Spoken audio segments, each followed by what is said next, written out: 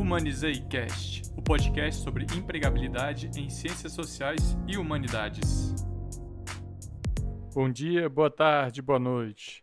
Sejam todas bem-vindas e bem-vindos a mais um episódio do Humanizei Cast. Hoje, entrevisto Naná Prado, também conhecida como Ana Carolina Prado. Ana Carolina, ou Naná, é uma profissional com mais de 15 anos de experiência nas áreas de comunicação, sustentabilidade e desenvolvimento humano em diversos setores, incluindo empresas, consultorias e instituições. Atuação em diferentes projetos educativos e negócios de impacto, tais como produção e consumo sustentáveis, economia circular e regenerativa, além de vasta experiência como produtora e editora de conteúdo. Sólidos conhecimentos em planejamento, implantação, gestão e análise de projetos socioambientais, gestão de pessoas e relacionamento com clientes.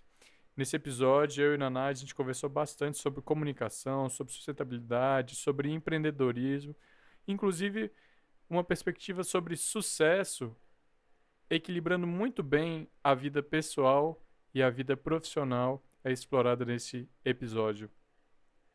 Sem mais delongas, vamos ao episódio, o 12º da série. Sempre manda aquela lembrança para que dúvidas, sugestões, elogios, críticas, comentários, sigam a gente nas redes sociais, HumanizeiCast, ou então mandem e-mail, humanizei.cast@gmail.com. Bom episódio!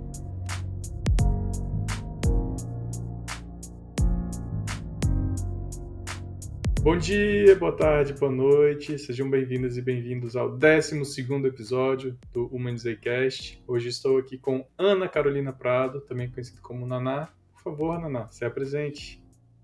Oi, Caio, bom dia a todos, boa tarde, boa noite. Eu sou Ana Carolina, como o Caio falou. Meu apelido é Naná desde muito pequena, eu mesma me apelidei assim. E eu sou jornalista de formação. Trabalhei por muitos anos na área de comunicação e meio ambiente, essa área que eu me especializei, tenho muito carinho, muito respeito. E sou também professora de yoga, sou mãe do Francisco e da Flora, que são quase adolescentes já, e venho trabalhando na área de comunicação há bastante tempo. Por algum período da minha vida trabalhei com agricultura orgânica, num negócio familiar muito transformador, que acho que a gente vai poder conversar um pouquinho por aqui, e vai ser um prazer conversar com vocês. Caio, estou à disposição aqui. Você já comentou dessa sua experiência com comunicação, com jornalismo, mas também um empreendedorismo familiar. Você pode falar um pouco desse empreendedorismo familiar antes da gente começar a ir para outras questões? Com certeza.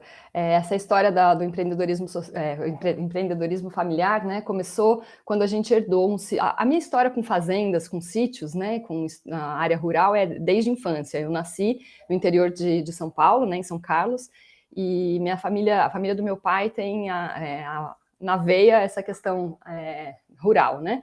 E aí, quando minha avó faleceu, a gente herdou um sítio muito próximo da cidade, e aquele sítio que ninguém queria, sabe? Que só dava gasto, que era uma área improdutiva, muito próxima da cidade. Se não produzisse, iria ter que pagar IPTU urbano, enfim, uma questão complexa. E aí a gente resolveu transformar essa área em canteiros de alimentos orgânicos. Então a gente fez a transformação de pasto abandonado em áreas produtivas, né? Isso, quando eu falo a gente, é meu pai, minha mãe, a minha irmã, que é mais nova que eu e, no caso, meu marido e o meu cunhado. A gente fez esse processo em família mesmo. Começamos bem pequenininho, produzindo só para alimentar a gente, mais algumas pessoas que a gente conhecia, assim, amigos de amigos. E o negócio foi crescendo, virou um negócio, né, bem maior do que a gente imaginava até. Passamos a fornecer para São Carlos, até para algumas cidades da região, eventualmente. E aí a gente fez todo o processo de certificação orgânica, que começando com uma certificação participativa, num processo muito interessante, passando para a certificação por auditoria, e crescendo muito em processos, crescendo muito em relações com a equipe, né? Durante a pandemia a gente dobrou a equipe, dobrou o faturamento, por conta das pessoas quererem se alimentar melhor, né?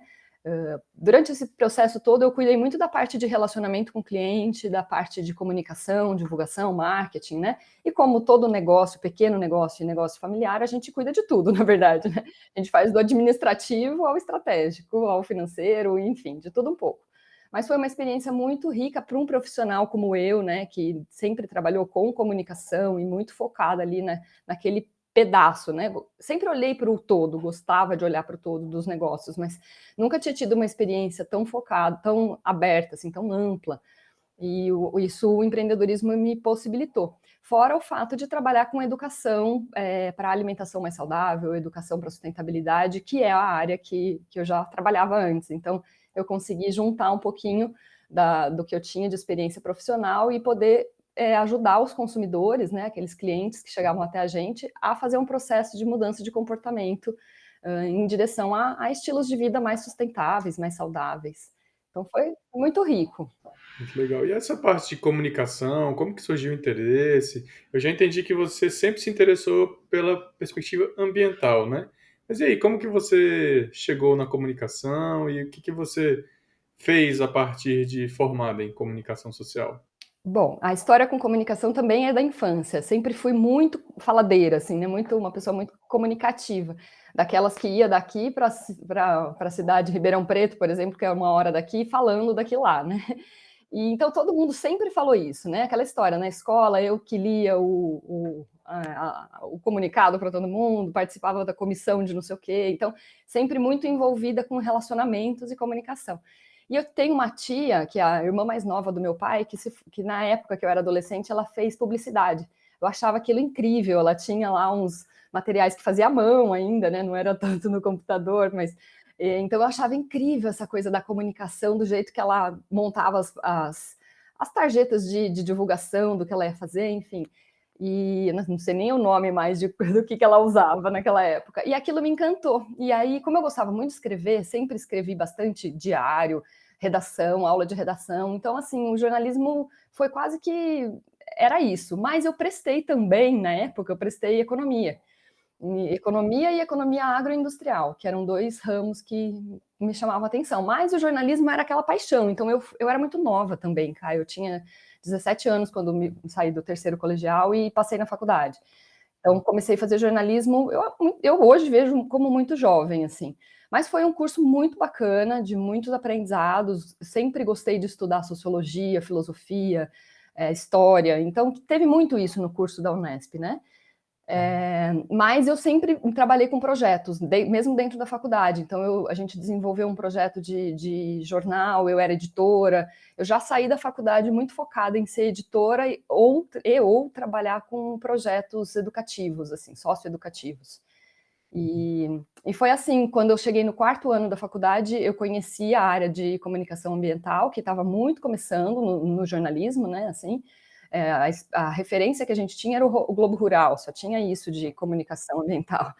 Então, mas aí eu percebi que era um potencial, né, que eu tinha um potencial por ser também vivenciar a área ambiental, eu tinha um potencial de trabalhar com aquilo. Então eu fiz o meu trabalho de conclusão de curso num projeto da Suzano, papel e celulose, que na época tinha um instituto chamado Ecofuturo, e um parque na região da Mata Atlântica, que eles faziam um projeto muito, muito bacana, um projeto ambiental chamado, como chama? Parque das Neblinas. E lá eu fiz o meu TCC. Foi um CD, um CD-ROM, uma revista digital, que na época, né, era isso, revista digital sobre o Parque das Neblinas, a transformação da área lá, de reflorestamento, enfim, um trabalho muito bacana.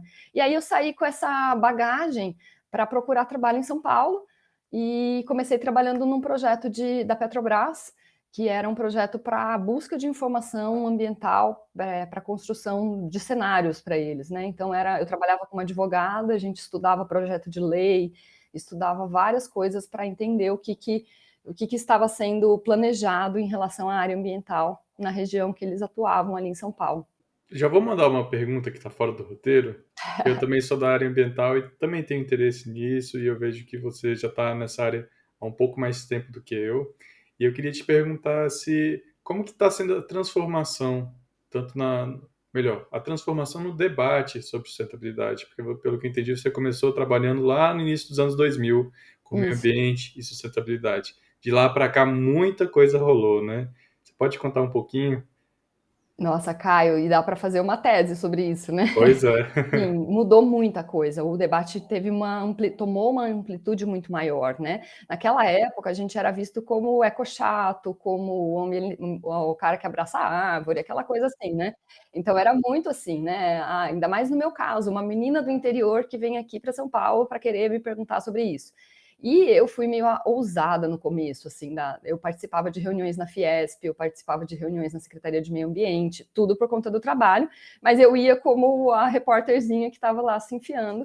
E aí eu comecei a perceber que assim as discussões elas eram profundas, né? Cada um defendendo as suas partes, cada um defendendo os seus interesses, mas já existia uma compreensão da necessidade de olhar para a questão ambiental, mas não tinha o que tem hoje, que é uma unanimidade de que se a gente não fizer nada, vai para o buraco mesmo, né? Ou seja, já estamos atrasados. Eu acho que assim, o que se ganhou com o discurso que vem sendo feito nessa área, principalmente quando a sustentabilidade passou a ser entendida na sua completude, na sua complexidade, foi que não é uma questão de ser de um lado ou de ser de outro, é a questão da nossa sobrevivência aqui nessa terra, porque a terra continua existindo e vai continuar existindo, assim eu penso, pelo menos assim eu entendo, mas se a gente continuar produzindo e consumindo nessa velocidade, nesse ritmo, vai desandar, né? E essa fala da produção e do consumo é uma fala muito antiga também, que agora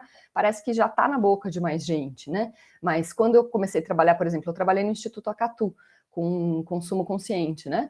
É uma instituição, né, uma organização sem fins lucrativos, e a gente trabalhava muito com grandes empresas. E começou a plantar essa semente, inclusive Acatu significa semente boa, ou mundo melhor, e a gente começou a plantar essa semente junto com outras diversas organizações de que se a gente continuar produzindo e consumindo nessa velocidade, a gente não vai ter recursos suficientes para todos para sempre.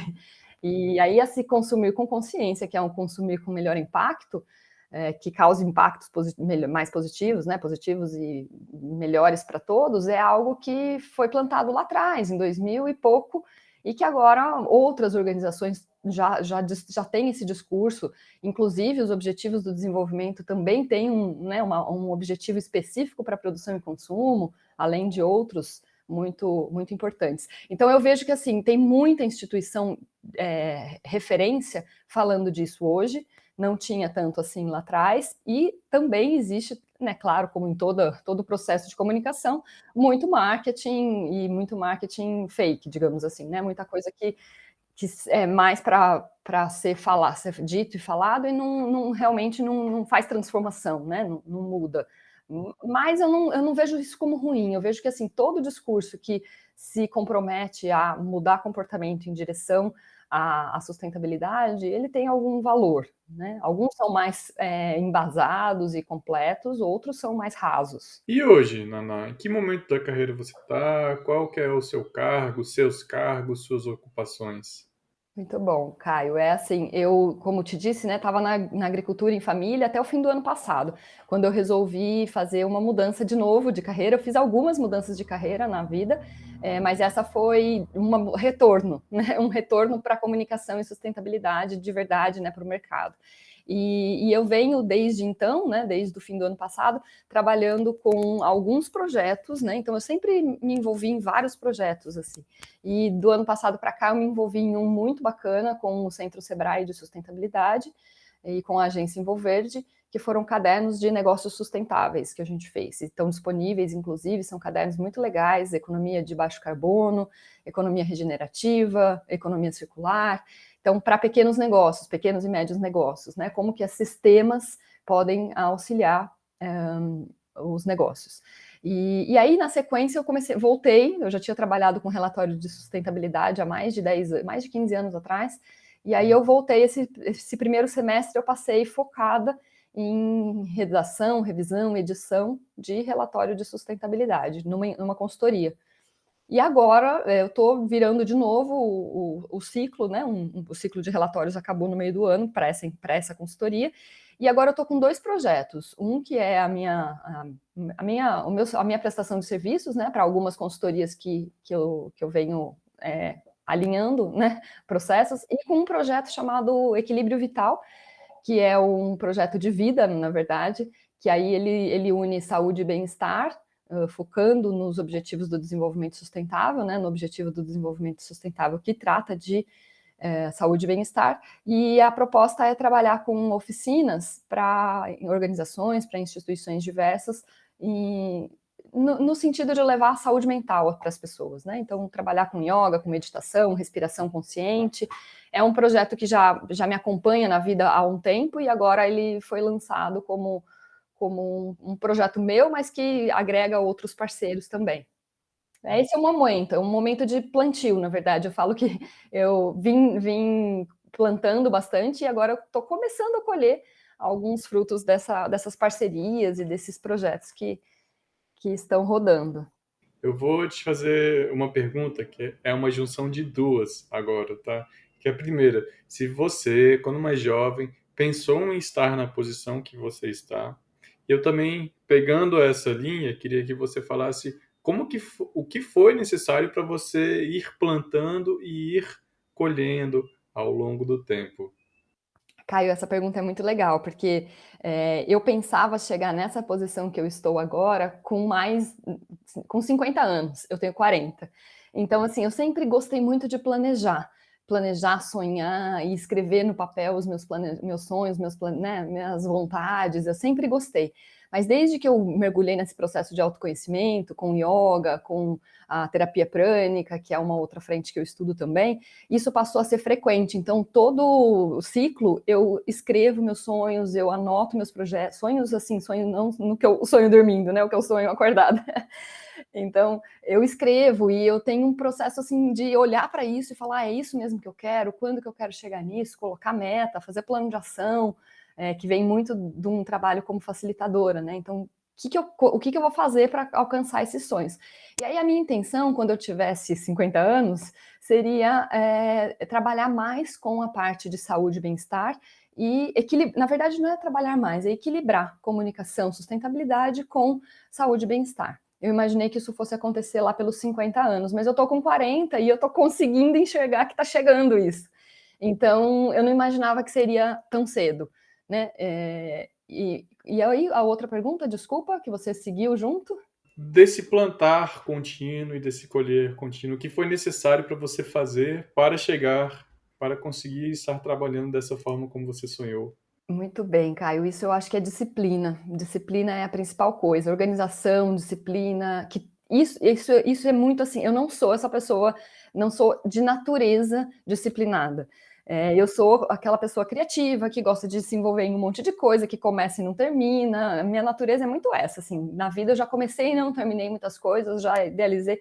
Mas por conta desse processo de autoconhecimento e de ter um pouco mais de foco mesmo, sabe? Até nas posturas de yoga, quando eu trabalho foco, eu trabalho essa disciplina de manter as posturas e manter, como é que eu posso dizer? Manter ali na frente, sabe? O próximo passo, qual é o próximo passo que eu vou dar? Cuidando da ansiedade, porque eu também estou ansiosa, sempre sou ansiosa, então eu cuido da ansiedade, mas assim, essa coisa de falar assim, não, mas para eu chegar lá, eu preciso dar os passos, né? Se eu não fizer nada, eu não vou sair daqui desse lugar.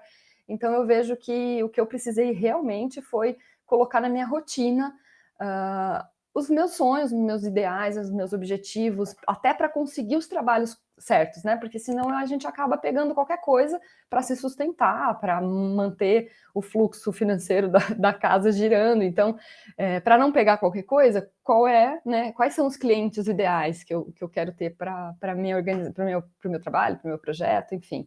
Atualmente, então, pelo que eu estou entendendo, você está trabalhando com duas linhas, pelo menos, de trabalhos que não necessariamente se conectam entre si. Claro que se conectam porque você é profissional que desempenha ambos, mas indo nessa linha, eu queria te perguntar como que é o dia típico dos seus trabalhos? Vamos dizer assim, na próxima segunda, terça, na próxima semana, você vai acordar um dia qualquer e como que vai ser esse dia de trabalho? Isso é ótimo também, viu, Caio? Porque assim, rotina para mim é uma coisa meio complexa. Os trabalhos que eu tive, que eu tinha muita rotina, eu fico entediada. Eu canso de rotina, por isso eu nunca pensei em trabalhar no mesmo lugar fixo por muito tempo. Eu gosto muito dessa coisa de vamos construir a rotina que é necessária. Mas apesar de não gostar de uma rotina fixa, eu implanto na minha vida uma rotina. Então, assim, meus dias, eles, em geral, eles começam cedo, eu gosto de acordar bem cedo. Cedo, assim, no melhor dos mundos, é entre 4h30 e 5 da manhã. Que é a hora que eu gosto de meditar, que é a hora que eu gosto de fazer uma prática. Muitas vezes, se eu estou com bastante trabalho escrito, é a hora que eu produzo melhor, que eu consigo ler e escrever melhor. Então, assim, eu revezo minha primeira hora do dia, quando as crianças ainda não acordaram, quando a casa ainda está quieta, seja fazendo uma meditação ou seja me concentrando em algo que precisa de mais atenção e foco. Aí eu tenho uma rotina de filhos, né? Levar para a escola, correr, né? E aí eu tenho uma manhã que, em geral, ela se divide com um pouco de estudo. Eu, em geral, estudo um pouquinho, nem que seja meia hora, sejam notícias, algum curso virtual que eu esteja fazendo.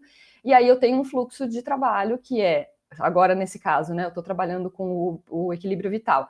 Então é captar parceiro, é implementar as oficinas, desenhar as oficinas, oferecer, enfim, depende do que eu estou desenhada para fazer naquele processo.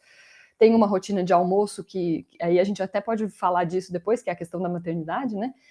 Aqui em casa, eu que cuido da casa, meu marido ajuda, contribui, faz tudo junto comigo, né? A gente divide todos os processos, mas eu fico em casa e eles saem. Então tem aqui uma questão de almoço e tal. E aí as minhas tardes, nesse momento que eu estou um pouco mais flexível, eu consigo trabalhar umas 2, 3 horas à tarde, mas eu tenho que levar no inglês, buscar no inglês, levar na natação, buscar na natação, essas coisas. E aí, em geral, eu não funciono bem para trabalhar depois das 6 da tarde. Eu vou conseguir fazer uma coisinha ou outra lá 8, 9 da noite, se eu tenho que encaixar algum fim de coisa. Por isso que eu começo muito cedo, entendeu? Então, assim, em geral, depois das 5, 6 da tarde, eu não consigo mais trabalhar. Aí é só se eu precisar responder um e-mail, fazer uma ação aqui ou ali. Mas isso é agora, sabe, Caio? Eu já tive rotinas que, por exemplo, no ciclo de relatório de sustentabilidade, eu trabalhava das 8 ao meio-dia, das 2 às 6, focada no computador, escrevendo. E o que eu conseguia fazer pessoal, né, nessas entrelinhas aí, era lucro. Então depende muito da fase do projeto mesmo. Mas pelo que eu estou entendendo, Naná, me corrija se eu tiver uma leitura errada. Você acabou por focar sua carreira em algo um pouco mais no estilo freelancer, talvez, um pouco mais Isso. autônomo. Isso, eu tenho uma microempresa, né? Então eu presto serviços por ela. E aí, né, como essa microempresa é focada tem algumas frentes, né? Tem a frente de treinamentos e a frente de edição, redação de conteúdo, então eu consigo incluir as duas atividades nessa microempresa, sejam oficinas de yoga, oficinas de comunicação assertiva, agora eu vou começar um projeto com a Prefeitura de São Carlos, que é aula de meditação para professores da rede pública, que são aulas esporádicas, fora do horário de trabalho, né? Então, eu consigo prestar esse tipo de serviço pela MEI. E a parte de comunicação, que é aquela parte mais que eu chamo de comunicação para sustentabilidade, né, que é a parte mais densa de relatórios, às vezes, produção de e-books, livros, posts para redes sociais, por exemplo, né, de alguns clientes, ela também entra nesse bolo, né? E aí isso para mim é muito fluido. Então tem épocas que eu tenho clientes fixos, né? Então eu me dedico a ele. Tem épocas que eu tenho, como agora, agora eu abri um pouquinho a possibilidade, né? Então, assim, eu estou com um relatório de sustentabilidade para começar mês que vem, que aí entra na rotina de relatórios, e estou com esses trabalhos de treinamentos, de oficinas, que são coisas mais fluidas. Então, assim, eu vou para uma escola oferecer uma oficina de comunicação, relacionamento interpessoal para professores, eu vou agendar, eu vou alinhar aquilo, né? Vou construir essa oficina, e aí as coisas vão se encaixando. É impressionante nessa vida, né, maluca de frila, como as coisas vão se encaixando. É claro, eu preciso dizer, eu sou uma pessoa que fico insegura quando eu não tenho projetos já definidos. Financeiramente eu fico insegura. Eu preciso de uma segurança. Então, em geral, eu busco algo que me dê a segurança financeira e que me dê a estabilidade, entre aspas, porque estabilidade eu pelo menos não consigo visualizar nessa vida que eu tenho. Quando eu achei que eu estava estável num trabalho, ele durou menos do que eu imaginei. Então, assim, eu acho que é da minha natureza estar sempre em busca e sempre em busca de relações mais saudáveis também, sabe, Caio? Eu acho que essas relações profissionais de freelas, muitas vezes, elas são muito fugazes, né? E aí é muito fácil você jogar tudo nas costas do freela e falar se vira. E eu tenho construído com esses parceiros uma relação de igual para igual, né? Eu estou aqui prestando serviço para você e essa relação precisa ser equilibrada para ambas as partes. E como que foi para você chegar nesse ponto de decisão? Porque eu vejo que a maioria das pessoas, quando está pensando em carreira, às vezes quer uma segurança de um trabalho de 8 às 18, por exemplo. Mas você está indo por outros caminhos, por mais que tenha isso, o seu ponto que você falou, que às vezes é um pouco incerto, mas o que que fez você ir por esse caminho de vou optar por freelas? Tem várias questões. Uma questão que eu moro no interior de São Paulo, né, em São Carlos. Aqui nessa região que eu moro, eu não tenho empresas que me acolheriam com um trabalho fixo para trabalhar ali dentro da empresa, né, nessa área. Eu teria que trabalhar com assessoria de imprensa, com outras áreas que não são áreas que me agradam. Já trabalhei. Então, assim, eu já fui gerente do Instituto de Inovação aqui de São Carlos. Eu já fiz alguns trabalhos fixos e que eu percebia que assim não me completavam, sabe? Não me completavam por conta dessa minha natureza, dessa minha característica de gostar de me envolver com várias coisas e principalmente de gostar de uma área tão específica que é a comunicação para a sustentabilidade, que não tem aqui empresas fixas aqui em São Carlos.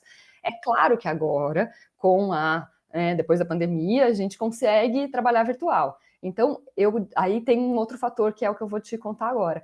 Eu nunca pensei na minha carreira de uma forma correta, eu acho. Eu estou começando a olhar para isso de uma forma mais aprofundada, exatamente agora, e inclusive por conta de ver os seus podcasts. Que assim, eu sempre pensei na minha profissão, sempre pensei nos meus trabalhos, mas nunca pensei na minha empregabilidade, sabe? Assim, o que eu vou fazer? Eu pensava no futuro, então, que eu queria equilibrar essas duas frentes, mas não o que tipo de emprego ou que tipo de trabalho me daria mais segurança ou mais flexibilidade para estar com as crianças. Eu nunca desenhei isso tão claramente como eu estou desenhando agora. E nesse processo de pensar carreira e de pensar que tipo de atividade, eu vejo que assim, eu tenho essa natureza empreendedora, sabe? Eu gosto de empreender, de começar, de criar um projeto, de às vezes soltar ele para o cliente. Por exemplo, já fiz projeto com o Sesc, que é do Sesc, não é meu, entendeu? Entreguei para ele, mas eu fico felizona de desenhar o projeto. Então, assim, eu não tenho muito apego, sabe, às coisas que eu crio, às coisas que eu desenvolvo. Eu gosto de fazer e atender o cliente que eu estou atendendo ali. E não sei, Caio, eu vejo que assim tem tantas coisas que envolvem isso, assim, o fato de eu gostar de coisas que não se juntam numa empresa só, que é a parte de saúde, de relacionamentos, é difícil você ver uma empresa, hoje até que tem, né, mas uma empresa que contrata alguém para trabalhar relações interpessoais. Ou então para trabalhar a sustentabilidade, a não ser que seja uma empresa focada nisso, como são as que agora eu estou buscando, né? Que é aquelas empresas que têm no seu DNA a comunicação para a sustentabilidade, né? Então, eu acho que é uma mistura de fatores, né? Que fizeram de mim essa profissional meio polvo, assim. Eu acho que eu sou meio polvo às vezes. Vou fazer um pequeno parêntese aqui. Comunicação é uma coisa, sustentabilidade é outra coisa. E comunicação para sustentabilidade é uma terceira coisa? Boa pergunta. É. E o que Eu que, é- o vejo. que, que, é- o que que torna a comunicação para sustentabilidade algo específico? O que diferencia de sustentabilidade da comunicação? Bom, eu vejo sustentabilidade como um guarda-chuva nesse processo todo, assim, ele precisa da comunicação, a sustentabilidade precisa da comunicação para atingir o maior número de pessoas. Então, quando eu falo em comunicação para sustentabilidade, eu estou falando que eu estou comunicando pensando em processos, em produtos, em relações mais sustentáveis, em várias coisas mais sustentáveis, né? Então, se eu tô trabalhando, um exemplo, né? Eu vou trabalhar numa empresa, numa grande fábrica, e aí ali naquela fábrica eu vou trabalhar com comunicação para sustentabilidade. Então, eu vou olhar quais são qual é a cadeia produtiva daquela fábrica. Então, eu vou olhar desde o que como eles começam a produzir, mas eu vou olhar para as pessoas que trabalham ali também.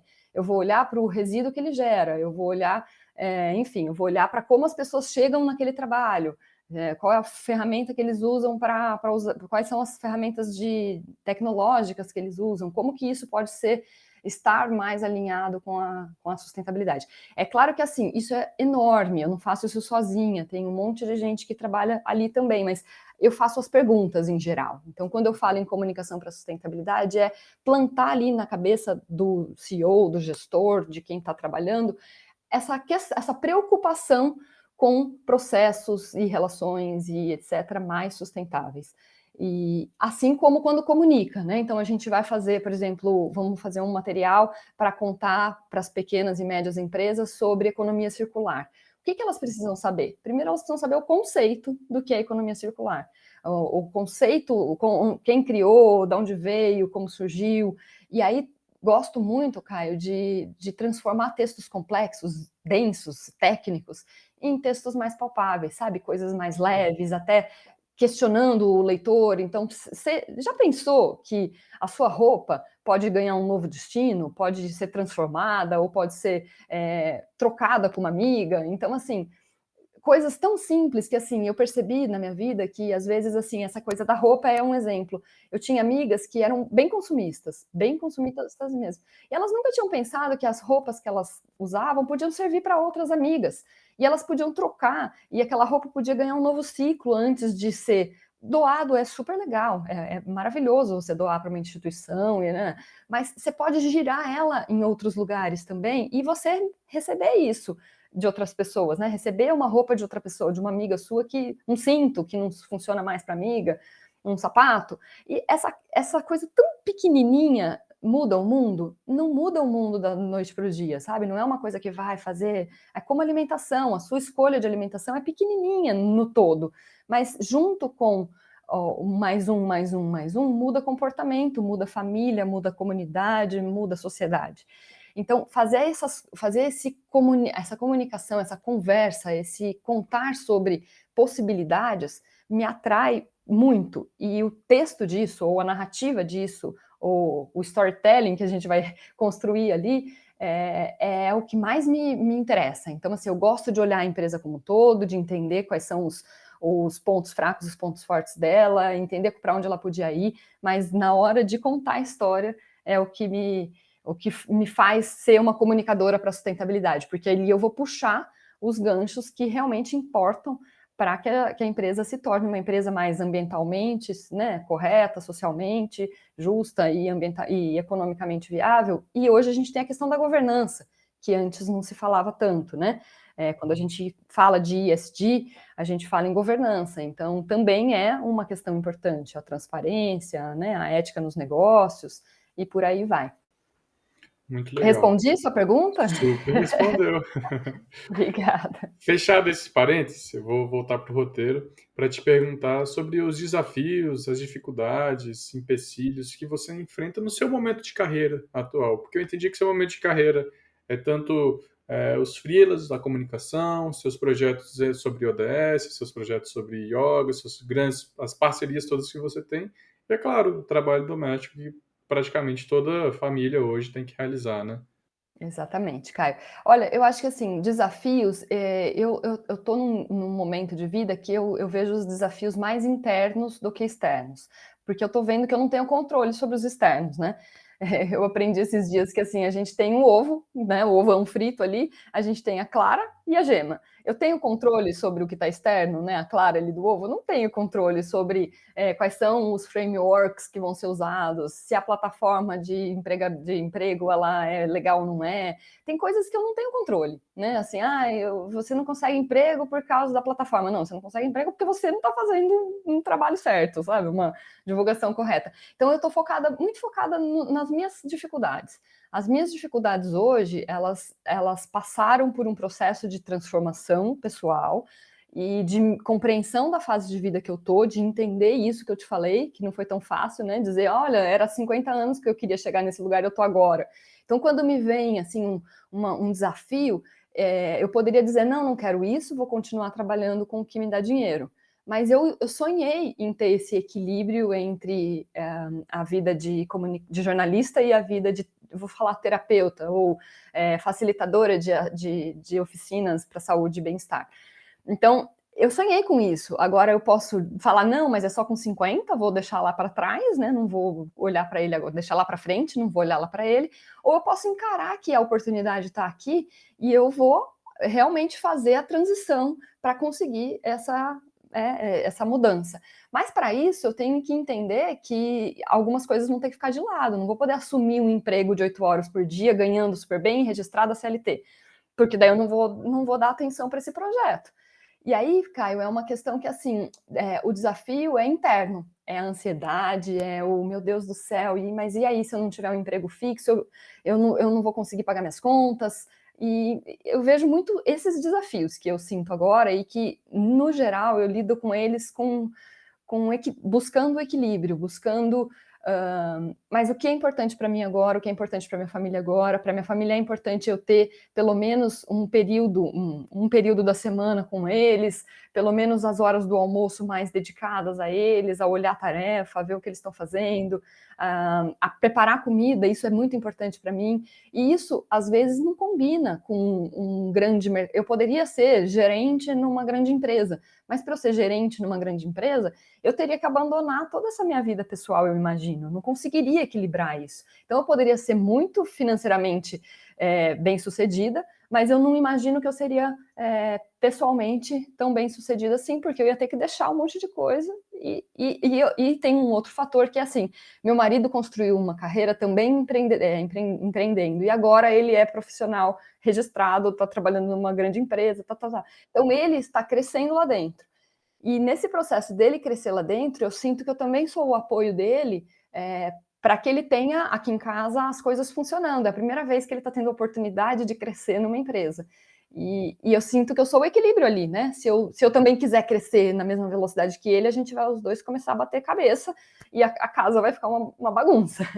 Então eu olho sempre para isso. A minha condição agora é a condição de equilibrar os pratos. E para eu equilibrar os pratos, eu tenho que fazer esse trabalho de uma forma, né, harmônica aí. É isso que eu penso.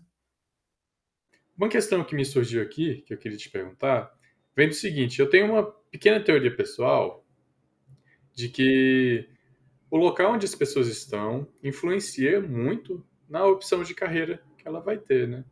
E o local que você está agora, São Carlos, um pouco o contexto interior de São Paulo, você acha que te dá essas possibilidades de você percorrer essa carreira que você escolheu? E indo numa outra direção, por exemplo, se você estivesse em outra localidade, sei lá, qualquer outro estado do Brasil, será que você conseguiria ir pelo mesmo caminho? O que você acha? Olha, Caio, eu penso que assim, quando eu me formei e quando eu comecei a trabalhar com jornalismo, que eu estava lá em São Paulo, eu vou pegar essa referência, né?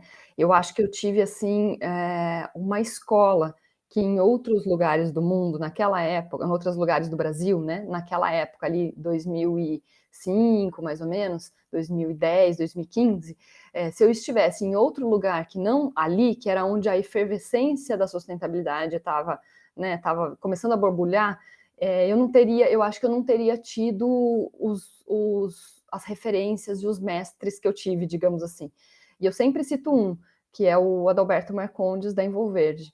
Ele foi o meu mestre. Desde que eu me formei, eu comecei a trabalhar como jornalista ambiental, participar da rede de jornalistas ambientais, eu tive ele como um parceiro e um professor. né? E ele é até hoje essa referência para mim. A gente é amigo pessoal, assim, né? A família é conhecida. Então, assim, eu acho que eu fui muito beneficiada por estar ali naquela hora, né? O que para mim é o lugar certo na hora certa. Depois que eu escolhi voltar para São Carlos, vir daqui, voltar a morar no interior, eu perdi muita coisa, assim, perdi entre aspas, né? Eu ganhei paz, eu ganhei tranquilidade, entre aspas também, né? Porque tá dentro da gente, não tá muito fora. Mas assim, eu ganhei um estilo de vida um pouco mais leve, com menos trânsito, com menos estresse, ganhei tudo isso. Mas, por outro lado, eu perdi relações, assim, né? Pessoas que... Ontem mesmo eu conversei com uma pessoa que eu trabalhei lá atrás, em 2006, 2007, nunca mais tinha falado com ela, e aí a gente se reencontrou por conta de yoga, que ela viu que eu tô fazendo yoga, que eu dou aula de yoga. Então, assim, os nossos caminhos se cruzaram por conta de uma questão mais pessoal do que profissional. E aí eu vejo que, assim, São Carlos é ainda né, com certeza uma cidade que tem uma veia acadêmica, né? Então, tem duas universidades públicas, a UFSCar e a USP aqui, então a gente tem um centro de pesquisa, vários centros de pesquisa, a gente tem uma efervescência na inovação, nas startups, tem muita startup aqui, mas isso não é um polo que eu atuo muito. Então, assim, os meus contatos não são daqui de São Carlos. A minha rede, por exemplo, profissional do LinkedIn, acho que não tem 10% de são carlenses, entendeu? Então, hoje eu não vejo essa questão física, geográfica, como limitante para o meu trabalho, né? Então, tudo o que eu faço, em geral, tudo que eu faço não é para aqui, para a cidade. Mas, por um outro lado, eu tenho uma questão, que é, eu gosto muito de gente, de trabalhar com gente, e não gosto só que ela seja uma relação virtual. Então, por isso, o equilíbrio, chegando aí de novo, né, a história de equilibrar as duas áreas, que é, para trabalhar com saúde e bem-estar do jeito que eu quero, eu preciso das pessoas comigo aqui. Então, o meu olhar para o físico, para o estar em São Carlos, é como é que eu posso atuar localmente, se não é com comunicação para sustentabilidade, que seja, então, nesses projetos de saúde e bem-estar, que aí eu vou lá na empresa, ou vou lá no SESC dar uma oficina e ver as pessoas, ter contato com elas, fazer uma roda, olhar no olho, sentir o cheiro e etc. Então, para mim, a dificuldade é equilibrar esses dois trabalhos, sendo que realmente importante para mim não só escrever, mandar texto, publicar texto, mas também estar em contato com as pessoas. E aí, a minha limitação de viagem, porque na minha vida, nesse momento, não é possível falar que eu vou atender um cliente lá, né, no Sul ou no Nordeste. Eu não tenho essa flexibilidade de viajar constantemente. Para outros profissionais isso é mais possível, né? Que eu acho maravilhoso quem pode se deslocar e viajar e estar sempre, né, fora. Eu não posso, então eu preciso escolher também, né, coisas que me dão essa possibilidade de trabalhar no home office para alguns projetos e no presencial para outros. Outra pergunta. As habilidades que você teve que desenvolver, melhor, as habilidades mais importantes que você desenvolveu ao longo da sua carreira, quais são? Olha, eu acho que a principal delas é a habilidade analítica, de fazer análise, sabe, que eu acho que veio muito do jornalismo, veio muito de mim mesma. Eu sempre gostei de pegar um texto e destrinchar esse texto, sabe, analisar nas entrelinhas, a semiótica, aquelas coisas que a gente aprende na faculdade, que a gente acha que a gente nunca vai usar. E aí, no fim, isso tudo me fez quem eu sou hoje, né. Então, eu vejo assim, quando eu pego um relatório de sustentabilidade na complexidade que ele tem enquanto como produzir isso, eu consigo enxergar ali o que tem de verdade, o que tem de melhorias, o que tem de pontos fracos. Então, essa habilidade analítica, e analítica também no sentido comportamental, né, de analisar comportamentos. Então, ver que assim, puxa vida, a pessoa não dorme bem, a pessoa não come bem, a pessoa não está se sentindo produtiva, tem alguma coisa errada ali. Eu vejo muito o pensamento sistêmico, né, o olhar sistêmico para as coisas. Essas são características comportamentais que eu vejo como bem importantes. Aí tem as outras, né? Gosto de trabalhar em equipe, trabalho bem em equipe, esse é o feedback que eu recebo das pessoas, principalmente na agricultura, que foi ali, eu tinha uma equipe que tinha gente analfabeta. Então, tinha gente que sabia apenas escrever os números e ela precisava me contar quantas alfaces tinha lá no canteiro. Então, assim, ela tinha que me passar, não dava para ser por escrito no WhatsApp, tinha que ser por áudio. Então, eu tive que criar processos com uma equipe que tinham profissionais formados, com, né, mestrado, não sei o quê, e pessoas que eram semi-analfabetas. Então, essa coisa de entender, de ter empatia com o outro, de conversar, de dialogar e de mediar conflitos também é uma competência, né, uma habilidade que eu vejo que eu tenho bastante. Então, acho que são essas, assim, de uma forma geral. A habilidade da comunicação escrita, né, que também hoje em dia a gente vê que os jovens, né, eu tenho um adolescente aqui, ele escreve muito pouco, ele lê muito pouco, perto do que eu, pelo menos, lia nessa época. Não tinha computador, não tinha celular, né, então eu tinha um livro como um amigo, eu tinha minha folha de papel como um amigo, né. Ótimo. E o que você falaria para o seu eu mais jovem? Ah, eu falaria calma. Calma, sabe, não se afobe, não se afobe não, aquela música, né. Essa coisa de ficar na ansiedade pelo próxima coisa que vem, pelo: "Ai, qual é a novidade? Qual é o próximo o que que vai ser da inteligência artificial? O que que vai ser da não sei o quê". Calma, que na hora certa você vai entender isso tudo. Eu sempre gostei muito de entender o porquê que aquilo está acontecendo. E aí nessa ânsia, a gente acaba vivendo mais o futuro do que o presente, né. Então eu diria isso, calma. O que todo mundo fala o tempo todo pra gente: "Calma", mas só que você só entende isso quando você chega numa maturidade um pouquinho maior. Uhum. E sucesso? O que é sucesso para você? Ai, sucesso pra mim é a palavra que eu mais falei aqui nesse episódio hoje, Caio, equilibrar. Equilibrar minha vida pessoal, a minha vida profissional, a minha vida espiritual, enfim, quando eu consigo tá com os pratinhos ali equilibrados, eu sinto, eu vou dormir assim com todos os meus checklists feitos, sabe? Então eu falo, meu Deus do céu, que sucesso que foi meu dia hoje. Ou então, né, agora assim, nossa, os projetos estão dando certo, o trabalho está dando certo, minha casa está organizada, que sucesso.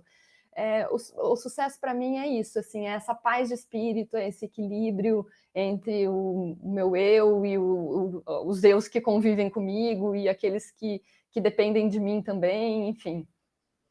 E o que é trabalhar para você?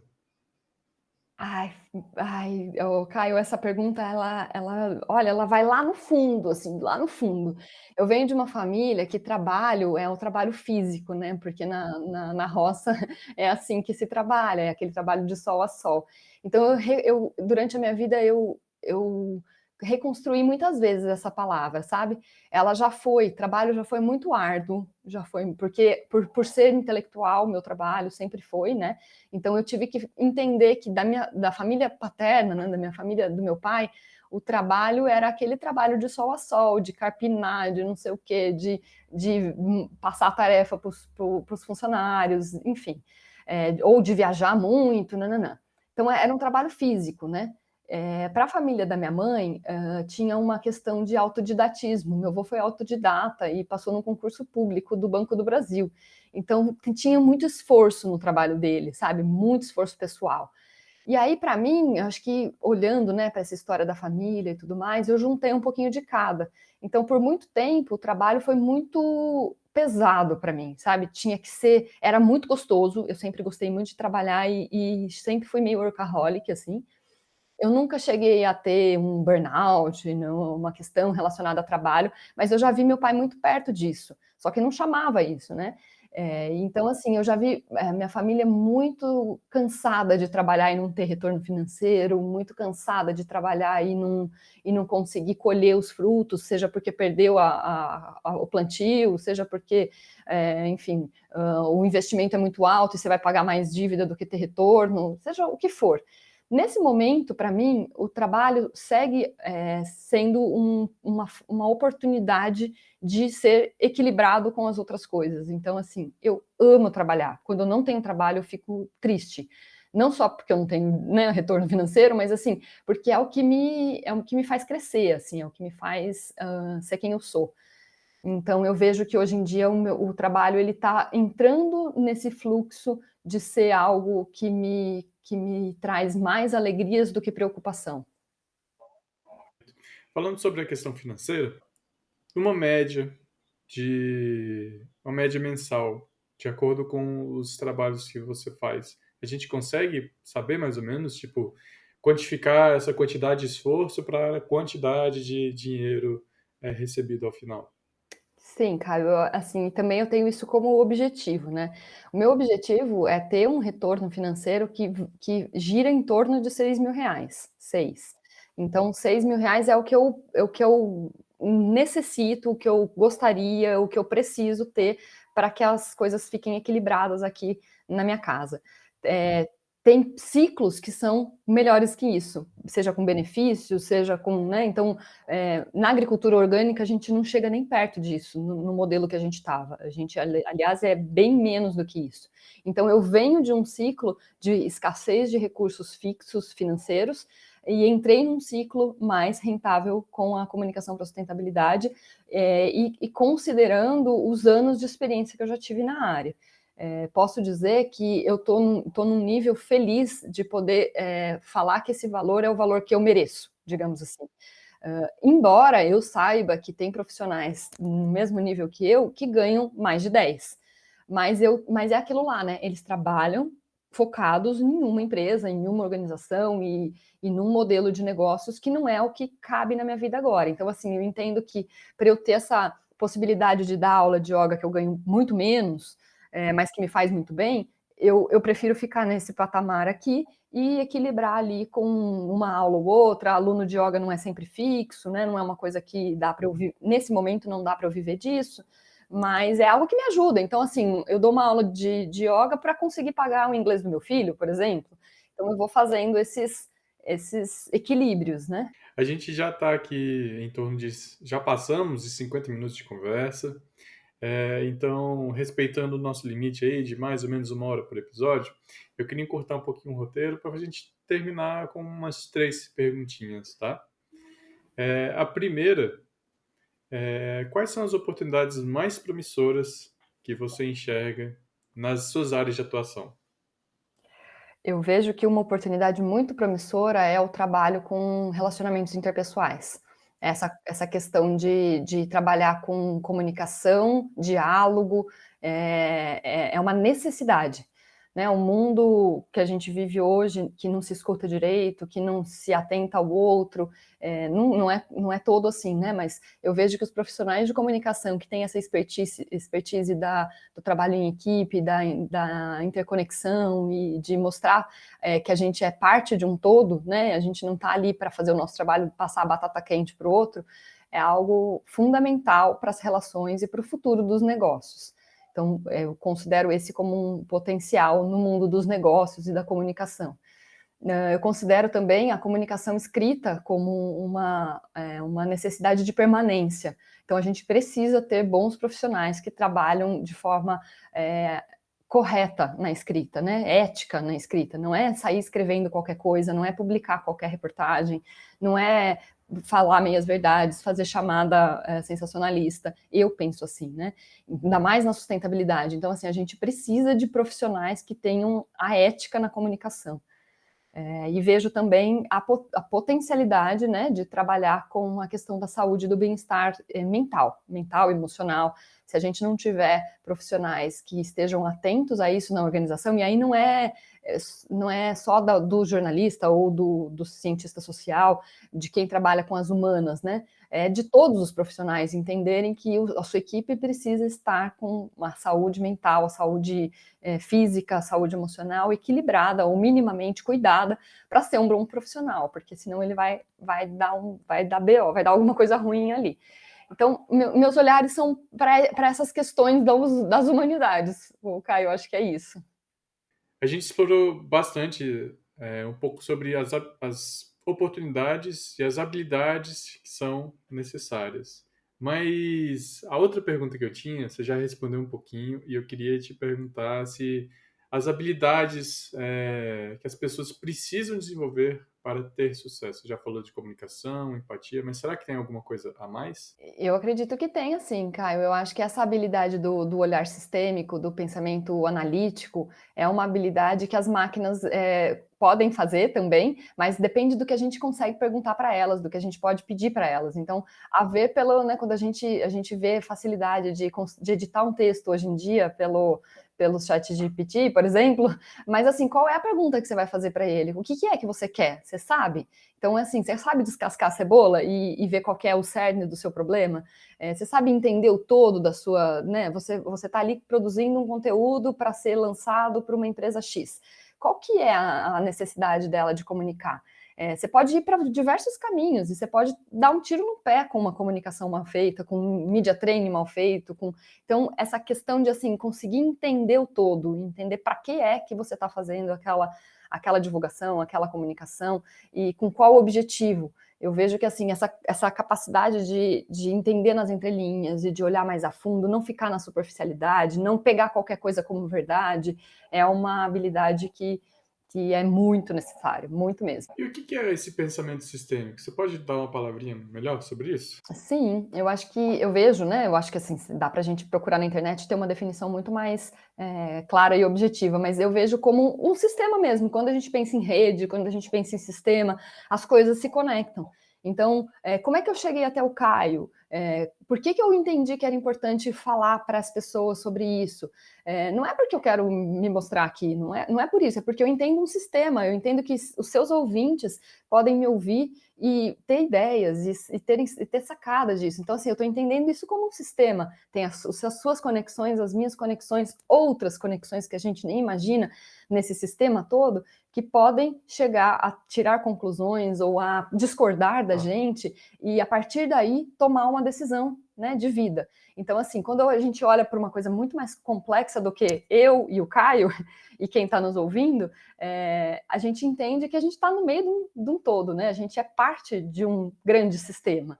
E quando a meditação ajuda muito nisso, né? Quando a gente medita, por menor que seja a experiência, a gente sai desse olhar linear, né? Desse olhar pontual para as coisas e a gente começa a fazer conexão entre uma coisa e outra e perceber que a gente é só um grãozinho de areia ali num sistema bem grande. Naná, última pergunta do bloco. Qual que é a dica de ouro que você pode dar para quem está nos escutando? A dica de ouro é a dica da autoconfiança, né? Do autoconhecimento e da autoconfiança, porque é aí que você vai conseguir chegar onde é que você quiser. Se fizer sentido para você o que você está querendo, se você construir uma narrativa, a sua narrativa, a sua história, a partir da sua verdade, né? Daquilo que te faz ser quem você é verdadeiramente, né? Então, isso vai te levar onde você quiser chegar. Os seus pensamentos vão te levar onde você quiser chegar. Então, se a gente tiver com a visão turva, se a gente tiver com o pensamento que nem uma linha nosada, a gente vai continuar nessa linha nosada, a gente não vai sair desse bololô.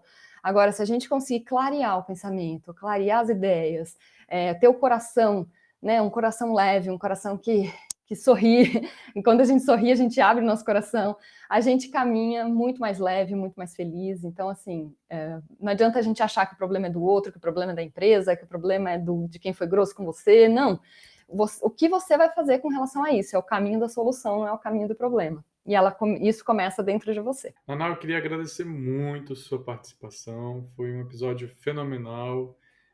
Ficou muito legal. Gostei de receber. Você foi a primeira pessoa formada em jornalismo que a gente conversa, né? Porque até então acho que boa parte das pessoas que participaram eram cientistas sociais, as sociologias, antropologias. E você aí, nesse 12º episódio, a gente começa a falar sobre comunicação. Então, muito obrigado pela sua participação. A última pergunta mesmo que eu queria fazer é a seguinte: as pessoas gostaram bastante, como que a gente acha nas redes sociais? Oh, boa, Caio. Muito obrigada. Também quero agradecer pela oportunidade. Foi maravilhoso pensar sobre tudo isso. Você pode ter certeza que começou transformando aqui dentro para chegar a falar com vocês.